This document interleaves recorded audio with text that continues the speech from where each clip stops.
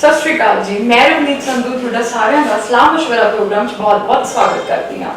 ਅੱਜਕੱਲ ਦੇ ਜ਼ਮਾਨੇ ਵਿੱਚ ਬਿਮਾਰੀਆਂ ਬਹੁਤ ਹੀ ਤੇਜ਼ੀ ਨਾਲ ਵੱਧ ਰਹੀਆਂ ਹਨ ਅਤੇ ਉਸ ਤੋਂ ਬਚਾਅ ਕਰਨਾ ਬਹੁਤ ਹੀ ਜ਼ਰੂਰੀ ਹੋ ਚੁੱਕਿਆ ਹੈ ਅਤੇ ਅੱਜ ਅਸੀਂ ਪਹੁੰਚ ਗਏ ਹਾਂ ਇੰਡੀਆ ਕਿਡਨੀ ਹਸਪੀਟਲ ਜਲੰਧਰ ਵਿੱਚ, ਜਿੱਥੇ ਅਸੀਂ ਗੱਲ ਕਰਾਂਗੇ ਡਾਕਟਰ ਰਘੁਵਿੰਦਰ ਸਿੰਘ ਜੀ ਨਾਲ ਕਿਡਨੀ ਬਾਰੇ ਅਤੇ ਉਹਦੇ ਬਚਾਅ ਬਾਰੇ।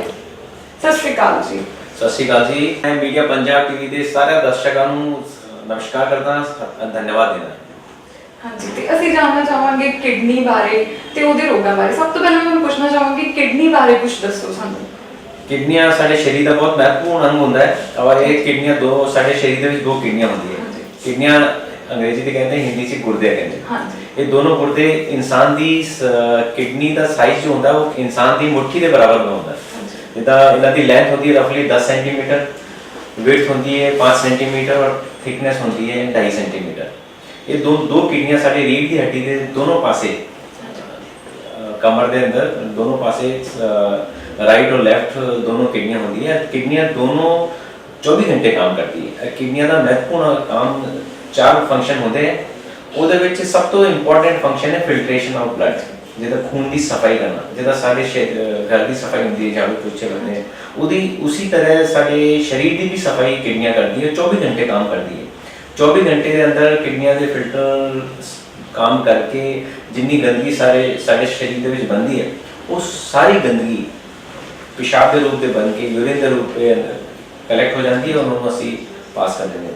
एक फिल्ट्रेशन एक काम है। दूसरा फंक्शन है किडनी का ब्लड प्रेशर को कंट्रोल करना। जो ब्लड प्रेशर होता है वो किडनी की सिस्टम के अंदर इतना का फिट होता है कि वो जो किडनी के अंदर जरा भी माड़ी तकलीफ हो जाए उसके बाद किडनी के अंदर ब्लड प्रेशर बढ़न दे एलिमेंट पैदा हो जाते हैं और वो ब्लड प्रेशर को इनक्रीज कर देते हैं। वो करके हाइपरटेंशन की बीमारी हो जाती है। ਤੇ ਇਹ ਤਾਂ ਹੋ ਗਿਆ ਕਿਡਨੀ ਦੀ ਕਾਰਜਸ਼ੈਲੀ ਤੇ ਕਿਡਨੀ ਦੋ ਕਾਰਜਸ਼ੈਲੀ ਦੋ ਕੰਮ ਹੋਰ ਹੈ ਕਿਡਨੀ ਦੇ, ਜਿੱਦਾਂ ਹੱਡੀਆਂ ਨੂੰ ਮਜ਼ਬੂਤ ਕਰਨਾ, ਵਿਟਾਮਿਨ ਡੀ ਨੂੰ ਵਧਾਉਣਾ और चौथा काम है खून के अंदर एक हार्मोन ਹੁੰਦਾ ਹੈ एरिथ्रोपोइटिन ਜਿਹਨੂੰ ਕਹਿੰਦੇ। ये एरिथ्रोपोइटिन जो हार्मोन होता है ये एरिथ्रोपोइटिन हार्मोन खून बनाने की प्रक्रिया ਨੂੰ या प्रोसेस ਨੂੰ स्टार्ट करता है। ये 4 मेन फंक्शन है उसका। एक किडनी के अंदर जरा भी माड़ी तकलीफ होए तो ये चारों फंक्शन घट जाते हैं। ठीक है।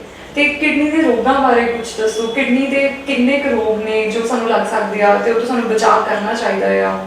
किडनी के रोग अगे तो आज तो 20-25 साल पहले जो ये किडनी की बीमारी का पता नहीं लगता सीगा उस टाइम पे सानू नहीं पता, डॉक्टर फील्ड के विच भी ऐसे सानू नहीं पता चलता सीगा कि किडनी की बीमारी कितना तरह की। हुण जदों सानू पता लगने लगा किडनी की बीमारियां शुरू हो सकती किसी भी एज दे विच हो सकती है। ये जरूरी नहीं है कि किडनी की बीमारी ओल्ड एज दे विच ही होनी है। ये बचपन एक दिन के बच्चे से भी हो सकती है। हुण आजकल तो असीं देखते हैं कि किडनी की बीमारी प्रेगनेंट लेडी के बच्चे पेट दे विच जो बच्चा है वो सोनोग्राफी करके भी पता किया जा सकता है कि बच्चे नूं होने वाले बच्चे नूं किडनी की बीमारी हो सकती है। तो age is not a matter. Age किसी भी age they which can affect before birth and up to the age of 99 और 100 years any age can be affected. ਤੇ ਕਿਡਨੀ ਦੇ ਰੋਗ ਹੁੰਦੇ ਕਿੱਦਾਂ ਦੇ ਨੇ, ਜਿੱਦਾਂ ਕਿ ਇੱਕ ਤਾਂ ਕਿਡਨੀ ਸਟੋਨ ਹੋ ਗਿਆ ਜਿਹਦੇ ਬਾਰੇ ਆਲਮੋਸਟ ਸਭ ਨੂੰ ਪਤਾ ਹੁੰਦਾ ਤੇ ਹੋਰ ਵੀ ਇਦਾਂ ਦੇ ਰੋਗ ਨੇ ਜਿਨ੍ਹਾਂ ਬਾਰੇ ਕਿਸੇ ਨੂੰ ਪਤਾ ਹੀ ਨਹੀਂ ਹੈ ਤੇ ਉਹਨਾਂ ਬਾਰੇ ਕੁਝ ਦੱਸੋ। ਕਿਡਨੀ ਦਾ ਸਭ ਤੋਂ ਮੇਨ ਰੀਜ਼ਨ ਅੱਜ ਦੀ ਸਮਾਜ ਦੇ ਵਿੱਚ ਸਭ ਤੋਂ ਜ਼ਿਆਦਾ ਕਾਰਨ ਹੈਗਾ ਡਾਇਬੀਟੀਜ਼ ਯਾਨੀ ਸ਼ੂਗਰ ਦੀ ਬਿਮਾਰੀ। ਸ਼ੂਗਰ ਦੀ ਬਿਮਾਰੀ ਜਾਂ ਡਾਇਬੀਟੀਜ਼ ਕਰਕੇ ਕਿਡਨੀ ਦੇ ਅੱਜ ਜਿੰਨੇ ਵੀ ਮਰੀਜ਼ ਨੂੰ ਸ਼ੂਗਰ ਹੈ ਉਹਦੇ ਵਿੱਚ 50% 100 ਦੇ ਵਿੱਚ 50% ਲੋਕਾਂ ਨੂੰ ਕਿਡਨੀ ਦੀ ਤਕਲੀਫ ਉਹਦੇ ਵਿੱਚ ਫਿਊਚਰ ਦੇ ਵਿੱਚ ਆਣੀ ਇਹਦਾ ਦਾ 50% of diabetes patient will have kidney problem in their life time. So this is the ਇਹ ਸਭ ਤੋਂ ਇੰਪੋਰਟੈਂਟ ਹੈ ਡਾਇਬੀਟੀਜ਼। ਦੂਜਾ ਕਾਰਨ ਹੈਗਾ ਹਾਈਪਰਟੈਂਸ਼ਨ। ਜੀ ਤੇ ਇੱਕ ਗੱਲ ਹੋਰ ਪੁੱਛਣਾ ਚਾਹੂੰਗੀ, ਡਾਇਬੀਟੀਜ਼ ਚ ਜਿੰਨਾ ਵੀ ਡਾਇਬੀਟੀਜ਼ ਹੁੰਦੀ ਹੈ ਉਹ ਕਿਸੇ ਵੀ ਉਮਰ ਦੇ ਹੋ ਸਕਦੀ ਹੈ ਕਿਡਨੀ या कुछ ये ਹੁੰਦਾ कि इस टाइम ज्यादा डायबिटीज कितना अफेक्ट करती है। एक्चुअली डायबिटीज ਦੇ ਮਰੀਜ਼ ਦੇ ਵਿੱਚ ਸ਼ੂਗਰ ਦਾ ਲੈਵਲ ਬਲੱਡ ਦੇ ਵਿੱਚ ਜ਼ਿਆਦਾ ਰਹਿੰਦਾ ਹੈ। ਇਹ ਸ਼ੂਗਰ ਜਦੋਂ ਖੂਨ ਫਿਲਟਰ ਹੋਣ ਦੇ ਲਈ ਕਿਡਨੀ ਦੇ ਵਿੱਚ ਜਾਂਦਾ ਹੈ ਉਸ ਟਾਈਮ ਦੇ ਵਿੱਚ ਸ਼ੂਗਰ ਕਿਡਨੀ ਦੇ ਵਿੱਚ ਫਿਲਟਰ ਦੇ ਵਿੱਚ ਜਮਾ ਹੋ ਜਾਂਦਾ ਹੈ। ਇਹ ਸ਼ੂਗਰ ਦੇ ਪਾਰਟੀਕਲਸ ਉਹਨਾਂ ਨੂੰ ਜਮਾ ਕਰਕੇ ਹੌਲੇ ਹੌਲੇ ਕਰਕੇ ਕਿਡਨੀ ਦੇ ਫਿਲਟਰ ਨੂੰ ਚੋਕ ਕਰ ਦਿੰਦੇ ਆ, ਬਲੌਕ ਕਰ ਦਿੰਦੇ ਆ। ਉਹਦੇ ਸ਼ੂਗਰ ਜਮਾ ਕਰਕੇ ਕਿਡਨੀ ਦੇ ਫਿਲਟਰੇਸ਼ਨ ਦਾ ਫੰਕਸ਼ਨ ਘਟ ਜਾਂਦਾ ਹੈ और हौले हौले ये जिस मरीज ਨੂੰ ਸ਼ੂਗਰ ਦੀ ਬਿਮਾਰੀ ਹੈ ਉਹਦੇ ਵਿੱਚ 4-5 ਸਾਲਾਂ ਦੇ ਵਿੱਚ ਕਿਡਨੀ ਦੇ ਉੱਪਰ ਅਸਰ ਆਉਣਾ ਸ਼ੁਰੂ ਹੋ ਜਾਂਦਾ ਹੈ। ਤੇ ਇਹਨੂੰ ਡਾਇਬੀਟਿਕ ਜਿਹੜਾ ਬੰਦਾ ਆ ਜਿਹਨੂੰ ਡਾਇਬੀਟਿਸ ਹੈਗੀ ਆ ਉਹਨੂੰ ਪਤਾ ਕਿੱਦਾਂ ਲੱਗਦਾ ਹੈ ਕਿ ਸਾਨੂੰ ਕਿਡਨੀ ਦੀ ਪ੍ਰੋਬਲਮ ਹੋਣ ਲੱਗ ਗਈ? ਬਹੁਤ ਇੰਪੋਰਟੈਂਟ ਕੁਐਸਚਨ ਪੁੱਛਿਆ। ਇਹਦੇ ਵਿੱਚ ਜਿਸ ਪੇਸ਼ੈਂਟ ਨੂੰ ਇੱਕ ਤਾਂ ਕਿਡਨੀ ਸ਼ੂਗਰ ਦੀ ਬਿਮਾਰੀ ਹੈ, ਉਹ ਪੇਸ਼ੈਂਟ ਨੂੰ ਇਹ ਖਿਆਲ ਰੱਖਣਾ ਪੈਣਾ ਹੈ ਕਿ ਉਹਦੇ ਵਿੱਚ ਫੈਮਿਲੀ ਦੇ ਵਿੱਚ ਕਿਡਨੀ ਦੀ ਪ੍ਰੋਬਲਮ ਆਈ ਸੀਗੀ, ਨੰਬਰ 1। ਨੰਬਰ 2 ਇਹ ਖਿਆਲ ਰੱਖਣਾ ਪੈਣਾ ਕਿ ਉਹਨਾਂ ਦੀ ਸ਼ੂਗਰ ਡਾਊਨ ਤਾਂ ਨਹੀਂ ਹੋਣੇ ਲੱਗੀ, ਜਾਂ ਉਹਨਾਂ ਦੀ ਸ਼ੂਗਰ ਅੱਗੇ ਹਾਈ ਰਹਿੰਦੀ ਸੀ ਕਿ ਹੁਣ ਨਾਰਮਲ ਜਾਂ ਨਾਰਮਲ ਤੋਂ ਵੀ ਥੱਲੇ ਜਾਣੇ ਲੱਗੀ। ਇਹ ਕਿਡਨੀ ਦੀ ਨਿਸ਼ਾਨੀ ਹੈ, ਕਿਡਨੀ ਦੀ ਖਰਾਬੀ ਦੀ ਨਿਸ਼ਾਨੀ ਹੈ। ਅੱਛਾ, ਉਦੋਂ ਸ਼ੂਗਰ ਘਟਣੀ ਸ਼ੁਰੂ ਹੋ ਜਾਂਦੀ ਹੈ ਕਿਉਂਕਿ ਇਨਸੂਲਿਨ ਦਾ ਲੈਵਲ ਵੀ ਸ਼ੂਗਰ ਦੇ ਪੇਸ਼ੈਂਟ ਦੇ ਵਿੱਚ ਜਦੋਂ ਕਿਡਨੀ ਦੇ ਉੱਪਰ ਅਸਰ ਆ ਗਿਆ तो इंसुलिन जो यूरिया क्रिएटिन फिल्टर होंगे वो उसी दौरान इंसुलिन का फिल्ट्रेशन रुक जाता है, तो इंसुलिन का लेवल ब्लड के विच बढ़ जाता है। जो इंसुलिन बढ़ जाता है तो शुगर डाउन होनी शुरू हो जाती है। नंबर 2 नंबर 3 जिस पेशेंट का शुगर होए और उन्होंने 4-5 साल के बाद हाइपरटेंशन या ब्लड प्रेशर भी बढ़ना शुरू हो जाए, ये भी एक निशानी है कि किडनी के अंदर रेनिन एंजियोटेंसिन सिस्टम होता है वो असर होना शुरू हो गया, वो करके इन्हों के ब्लड प्रेशर बढ़ना शुरू हो गया। और चौथी चीज है इन्हों का ब्लड प्रेशर के अलावा इन्हों के पैरों के सोजिश आनी शुरू हो जाए। जो किडनी के अंदर फिल्ट्रेशन प्रॉब्लम आनी शुरू होए, उसके प्रोटीन लीक करना शुरू हो जाए, इन्होंने कहते हैं डायबिटिक नेफ्रोपैथी। ये नेफ्रोपैथी जो शुरू हो जाए, डायबिटीज का असर किडनी के विच इन्होंने कहते हैं डायबिटिक नेफ्रोपैथी। ये नेफ्रोपैथी जो शुरू हो जाए, इसका मतलब प्रोटीन लीक करता है और शरीर के विच प्रोटीन की कमी करके इन्हों के शरीर के अंदर पानी भर जाता है, वो पैरों के विच सोजिश कर सकता है। और एक होर निशानी है कि शुगर के मरीज के किडनी कितना असर करती है, उन्होंने ये ख्याल रखना पड़ता है कि शुगर के पेशेंट की जो नज़र कमजोर हो जाए, इसका मतलब रेटाइनोपैथी, डायबिटिक रेटाइनोपैथी शुरू हो जाए, उस टाइम पे नेफ्रोपैथी भी नाल साइमल्टेनियसली शुरू होती है।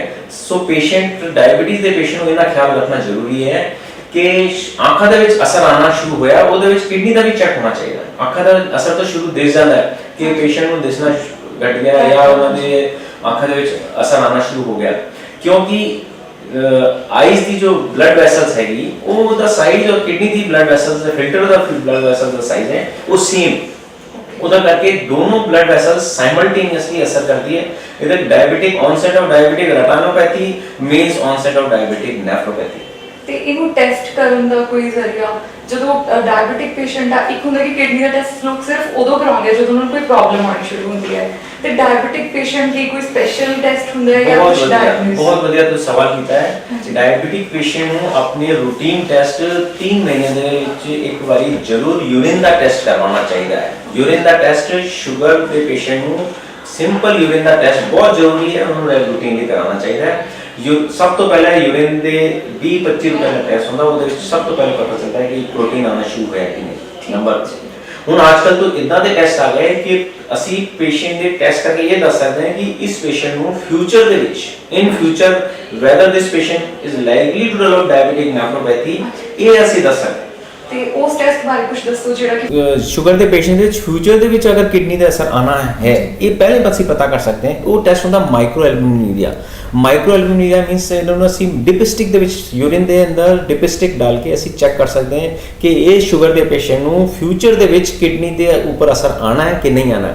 ਇਹਦੀ ਬੜੀ ਇੰਪੋਰਟੈਂਟ ਚੀਜ਼ ਹੈ ਕਿ ਇੱਕ 3 ਮਹੀਨੇ ਦੇ ਵਿੱਚ ਹਰ ਇੱਕ ਵਾਰੀ ਅਗਰ ਯੂਰਿਨ ਦਾ ਟੈਸਟ ਕਰਾਇਆ ਜਾਏ ਮਾਈਕਰੋਐਲਬੂਮਿਨਿਊਰੀਆ, ਇਹ ਅਸੀਂ ਟੈਸਟ ਦੇ ਉੱਪਰ कह सकते हैं पेशेंट को कि थोड़ा माइक्रोएलबुमिन हुण शुरू हो गया है, this is the time that you should start treatment for kidney prevention. Kidney ਦੇ ਉੱਪਰ ਅਸਰ ਹੋਰ ਜ਼ਿਆਦਾ ਨਾ ਵੱਧ ਜਾਏ, ਉਹਨਾਂ ਨੂੰ ਪ੍ਰੀਵੈਂਟ ਕਰਨ ਦੇ ਲਈ ਟ੍ਰੀਟਮੈਂਟ ਹੋਣੀ ਸ਼ੁਰੂ ਕਰ ਦਿਓ ਤਾਂ ਕਿ ਉਹਨਾਂ ਦੇ ਫਿਊਚਰ ਦੇ ਵਿੱਚ ਕਿਡਨੀ ਦੇ ਉੱਪਰ ਅਸਰ ਨਾ।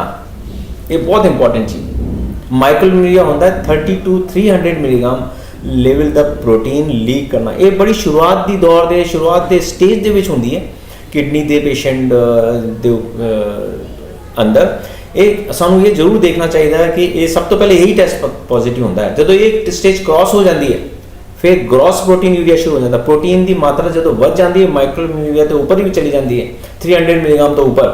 ਇਹਦਾ मतलब ਹੁਣ स्टेज क्रॉस हो चुकी है, ਹੁਣ ਗੱਡੀ ਹੱਥ ਤੋਂ ਨਿਕਲ ਚੁੱਕੀ ਹੈ। ਹੁਣ ਅਸੀਂ ਉਸ ਸਟੇਜ ਨੂੰ ਰਿਵਰਸ ਨਹੀਂ ਕਰ ਸਕਦੇ। ਉਸ ਸਟੇਜ ਨੂੰ ਅਸੀਂ ਹੁਣ ਇਹ ਪੇਸ਼ੈਂਟ ਜਦੋਂ ਓਵਰਟ ਨੈਫਰੋਪੈਥੀ ਕਹਿੰਦੇ ਜਾਂ ਡਾਇਬੀਟਿਕ ਨੈਫਰੋਪੈਥੀ ਕਹਿੰਦੇ, ਇਹ patient ultimately land up into kidney failure stage. So this is very important. Okay, test ਕਰਵਾਉਣਾ ਚਾਹੀਦਾ ਡਾਇਬੀਟਿਕ ਪੇਸ਼ੈਂਟ ਨੂੰ ਹਰ ਟਾਈਮ ਬਾਅਦ 3 ਮਹੀਨੇ ਬਾਅਦ। 3 ਮਹੀਨੇ ਬਾਅਦ ਹਾਂਜੀ, ਮਤਲਬ ਸਭ ਤੋਂ ਜ਼ਰੂਰੀ ਚੀਜ਼ ਹੈ ਉਹਨੂੰ ਸ਼ੂਗਰ ਕੰਟਰੋਲ ਰੱਖਣੀ ਚਾਹੀਦੀ ਹੈ। ਨੰਬਰ 1 ਜਦੋਂ ਸ਼ੂਗਰ ਬਲੱਡ ਦੇ ਵਿੱਚ ਸ਼ੂਗਰ ਕੰਟਰੋਲ ਰਹੇਗੀ, ਉਹ ਸ਼ੂਗਰ ਫਿਲਟਰ ਕਿਡਨੀ ਦੇ ਫਿਲਟਰ ਦੇ ਅੰਦਰ ਜਾ ਕੇ ਜਮਾ ਨਹੀਂ ਹੋਣੀ, ਨੰਬਰ 1। ਨੰਬਰ 2 ਇਹਨਾਂ ਦਾ ਬਲੱਡ ਪ੍ਰੈਸ਼ਰ ਕੰਟਰੋਲ ਹੋਣਾ। ਨੰਬਰ 3 ਇਹਨਾਂ ਦੀ ਡਾਈਟ ਦਾ ਬੜਾ ਇੰਪੋਰਟੈਂਟ ਰੋਲ ਹੈ। ਸ਼ੂਗਰ ਦੇ ਪੇਸ਼ੈਂਟ ਨੂੰ ਡਾਈਟ ਜ਼ਰੂਰੀ ਹੈ ਕਿ ਇਹਨਾਂ ਨੂੰ ਡਾਈਟ ਦਾ ਬਹੁਤ ਜ਼ਿਆਦਾ ਕੰਟਰੋਲ ਕੀਤਾ ਜਾਏ, और एक स्पेशल डाइट होती है जो ताकि low carbohydrate diet, low fat diet and not low but low normal protein diet. ਇਹਦਾ ਸਟੇਜ ਦੇ ਵਿੱਚ very high protein diet should be ਅਵੋਇਡਡ।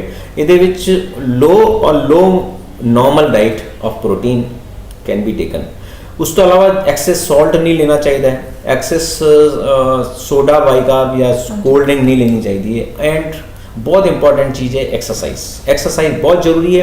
Patient ਨੂੰ एक्सरसाइज डायबिटीज़ ਦੇ पेशेंट ਨੂੰ ਉਹਦਾ ਵੀ ਅੱਜ ਕੱਲ੍ਹ ਤੋਂ ਕਹਿੰਦੇ ਹਰ ਮਰੀਜ਼ ਹਰ ਇਨਸਾਨ ਨੂੰ ਐਕਸਰਸਾਈਜ਼ ਚਾਹੀਦੀ ਹੈ, ਪਰ specially for diabetes patient exercise is must. It is as equal as of medicines. ਹਾਂਜੀ, ਇਹ ਤਾਂ ਗੱਲ ਸੀਗੀ ਡਾਇਬੀਟਿਕ ਪੇਸ਼ੈਂਟ ਦੀ। ਤੇ ਡਾਇਬੀਟਿਕ ਪੇਸ਼ੈਂਟ ਨੂੰ ਛੱਡ ਕੇ ਜਿਹੜੇ ਨਾਰਮਲ ਬੰਦੇ ਆ ਉਹ ਕਿਹੜੇ ਕਾਰਨਾਂ ਕਰਕੇ ਕਿਡਨੀ ਪ੍ਰੋਬਲਮ ਨਾਲ ਸਫਰ ਹੋ ਸਕਦੇ ਨੇ? डायबिटीज़ तो अलावा हाइपरटेंशन एक बहुत इंपॉर्टेंट डिजीज़ है। हाइपरटेंशन होता है हाई ब्लड प्रेशर। ਇਹਦਾ ਮਤਲਬ ਹੈ ਕਿ pressure of the blood in the blood vessels, ਇਹ ਪ੍ਰੈਸ਼ਰ ਇੰਨਾ ਵੱਧ ਜਾਂਦਾ ਕਈ ਵਾਰੀ ਕਿ ਇਹ ਪ੍ਰੈਸ਼ਰ ਜਦੋਂ ਬਲੱਡ ਵੈਸਲ ਦੇ ਵਿੱਚ ਵੱਧ ਕੇ ਜਦੋਂ ਕਿਡਨੀ ਦੇ ਫਿਲਟਰ ਦੇ ਵਿੱਚ ਜਾਂਦਾ ਹੈ, ਫਿਲਟਰ ਇੰਨੇ ਨਾਜ਼ੁਕ ਹੁੰਦੇ ਕਿ ਇੰਨੀ ਛੋਟੀ ਸੀ ਕਿਡਨੀ ਦੇ ਵਿੱਚ 10 ਲੱਖ ਫਿਲਟਰ ਹੁੰਦੇ। ਇਹ ਫਿਲਟਰ ਦੇ ਵਿੱਚ ਜਦੋਂ ਬਲੱਡ ਪ੍ਰੈਸ਼ਰ ਹਾਈ ਹੋ ਕੇ ਅੰਦਰ ਫਿਲਟਰ ਦੇ ਵਿੱਚ ਜਾਂਦਾ ਤਾਂ ਉਹ ਫਿਲਟਰ ਨੂੰ ਬ੍ਰੇਕ ਕਰ ਦਿੰਦਾ। ਇਹ ਕਈ ਫਿਲਟਰ ਇੱਕ ਹੀ ਸਾਥ ਸਟੇਜ ਦੇ ਵਿੱਚ ਬ੍ਰੇਕ ਹੋਣੇ ਨੇ। ਇਹ ਬ੍ਰੇਕ ਹੋਣ ਦੇ ਕਰਕੇ ਉਹ ਫਿਲਟਰ ਵਾਪਸ ਰਿਕਵਰ ਨਹੀਂ ਕਰਦੇ। ਰਿਕਵਰੀ ਹੈ ਉਹਨਾਂ ਦੀ ਰਿਪੇਅਰ ਨਹੀਂ ਹੋ ਪਾਉਂਦੀ। ਉਹ ਫਿਲਟਰ ਜਦੋਂ ਬ੍ਰੇਕ ਹੋ ਜਾਂਦੇ ਉਹਦਾ ਕਿਡਨੀ ਦੇ ਉੱਪਰ ਅਸਰ ਆਉਣਾ ਸ਼ੁਰੂ ਹੋ ਜਾਂਦਾ। ਇਸ ਕਰਕੇ ਪੇਸ਼ੈਂਟ ਨੂੰ ਬਲੱਡ ਪ੍ਰੈਸ਼ਰ ਨੂੰ ਕੰਟਰੋਲ ਕਰਨਾ ਬਹੁਤ ਜ਼ਰੂਰੀ ਹੈ। ਇੱਕ ਬਹੁਤ ਇੰਪੋਰਟੈਂਟ ਚੀਜ਼ ਹੈ, ਜਦੋਂ ਕਿਡਨੀ ਦੇ ਪੇਸ਼ੈਂਟ ਜਾਂ ਬਲੱਡ ਪ੍ਰੈਸ਼ਰ ਦੇ ਪੇਸ਼ੈਂਟ ਹੁੰਦੇ ਹੈ ਉਹ ਇਹ ਸਮਝਦੇ ਕਿ ਹੁਣ ਦਵਾਈ ਲੈ ਕੇ ਹਫਤਾ 10 ਦਿਨ 15 ਦਿਨ ਤੋਂ ਬਾਅਦ ਕਹਿੰਦੇ ਕਿ ਡਾਕਟਰ ਸਾਹਿਬ ਮੇਰਾ ਬਲੱਡ ਪ੍ਰੈਸ਼ਰ ਤਾਂ ਠੀਕ ਹੋ ਗਿਆ, ਹੁਣ ਅਸੀਂ ਦਵਾਈਆਂ ਛੱਡ ਦਿੰਦੇ। ਫਿਰ ਹੁੰਦਾ ਕਿ ਜਦੋਂ ਦਵਾਈ ਛੱਡ ਦਿੰਦੇ ਬਲੱਡ ਪ੍ਰੈਸ਼ਰ ਫਿਰ ਵੱਧ ਜਾਂਦਾ ਹੈ। और ब्लड प्रेशर बढ़ना 1-2 दिन के बाद नहीं, वो हौले हौले करके, क्योंकि दवाइयाँ का असर रहता है, वो हौले हौले करके दवाइयाँ का असर करके जो खत्म हो जाता है 5-7 दिन हफ्ते तो बाद, फिर ब्लड प्रेशर हौले हौले करके फिर बढ़ना शुरू हो जाता है, फिर बीमारी उत्थे की उत्थे आ जाती है। इस करके शुगर के पेशेंट और ब्लड प्रेशर के पेशेंट को कंटिन्यू अपनी दवाइयाँ लेनी बहुत जरूरी है। ਹਾਂਜੀ, ਲੋਕਾਂ ਦੀ ਧਾਰਨਾ ਹੈ ਕਿ ਡਾਇਬੀਟਿਕ ਪੇਸ਼ੈਂਟ ਹੈ ਤਾਂ ਉਹਨੂੰ ਹਾਈ ਬਲੱਡ ਪ੍ਰੈਸ਼ਰ ਹੋ ਗਿਆ, ਕੁਝ ਟਾਈਮ ਦਵਾਈ ਲਈ ਜਾਂਦੀ ਹੈ, ਉਹ ਤੋਂ ਬਾਅਦ ਉਹ ਕਹਿੰਦੇ ਕਿ ਹਾਈ ਬਲੱਡ ਪ੍ਰੈਸ਼ਰ ਦੀ ਦਵਾਈ ਬੰਦ ਕਰ ਦਿਓ, ਇਹਨਾਂ ਡਾਇਬੀਟਿਕ ਤੇ ਥੋੜਾ ਇਫੈਕਟ ਪੈਂਦਾ ਹੈ। ਕੀ ਇਹ ਗੱਲ ਸਹੀ ਆ ਕਿ ਜੇ ਬੰਦੇ ਨੂੰ ਬਲੱਡ ਪ੍ਰੈਸ਼ਰ ਵੀ ਆ ਤੇ ਡਾਇਬੀਟੀਜ਼ ਵੀ ਹੈ ਤੇ ਉਹ ਬਲੱਡ ਪ੍ਰੈਸ਼ਰ ਦੀ ਦਵਾਈ ਲੈ ਰਹੇ ਆ ਤਾਂ ਉਹਨੂੰ ਬੰਦ ਕਰ ਦੇਣਾ ਚਾਹੀਦਾ ਕੁਝ ਟਾਈਮ ਬਾਅਦ? ਉਹਨੂੰ ਕਦੇ ਵੀ ਆਪਣੇ ਡਾਕਟਰ ਦੀ ਸਲਾਹ ਦੇ ਵਿੱਚ, ਆਪਣੇ ਸਪੈਸ਼ਲਿਸਟ ਡਾਕਟਰ ਦੀ ਸਲਾਹ ਤੋਂ ਬਗੈਰ ਕੋਈ ਦਵਾਈ ਨਾ ਬੰਦ ਕਰਨੀ ਚਾਹੀਦੀ ਹੈ। ਜਿੱਥੇ ਮਰਜ਼ੀ ਇਲਾਜ ਕਰਾਏ ਪਰ ਆਪਣੇ ਸਹੀ ਡਾਕਟਰ, ਆਪਣੇ ਫੈਮਿਲੀ ਫਿਜ਼ੀਸ਼ੀਅਨ ਜਾਂ ਕਿਸੇ ਵੀ ਸਪੈਸ਼ਲਿਸਟ ਡਾਕਟਰ ਦੇ ਸਲਾਹ ਜ਼ਰੂਰ ਮਾਨਣੀ ਚਾਹੀਦੀ ਹੈ। ਉਹਨਾਂ ਨੂੰ ਸ਼ੂਗਰ ਦੀ ਮਰੀ ਦਵਾਈਆਂ ਔਰ ਬਲੱਡ ਪ੍ਰੈਸ਼ਰ ਦੀ ਦਵਾਈਆਂ ਜੋ ਸੂਟ करे ना भी करे तो भी अपने डॉक्टर की सलाह लेके फिर चेक कराना चाहिए कि डॉक्टर साहब मैंने ये दवाई सूट नहीं करती है, वो फिर दूसरी दवाई देनी है या वो डॉक्टर ने चेंज करनी है। अपने अकॉर्डिंग टू रिपोर्ट डॉक्टर ने आपे उन्होंने दवाइयाँ सैट कर देनी है।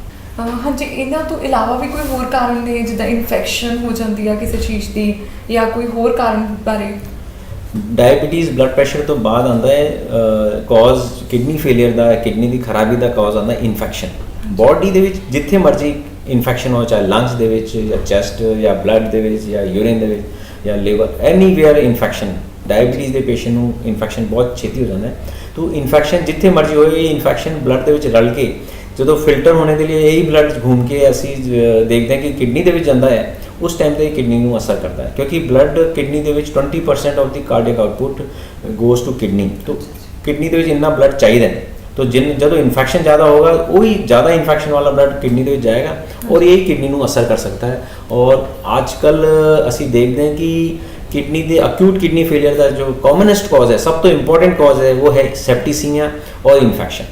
इन्फेक्शन के लिए सानू ये देखना पड़ता है कि पेशेंट का साइट ऑफ इन्फेक्शन कितने, वो सानू blood culture, urine culture, nasal culture, जिथे मर्जी सानू असी लगता है क्लिनिकली कितने इन्फेक्शन हो सकता है, उत्थे का पेशेंट का कल्चर लेके असी चेक करते हैं।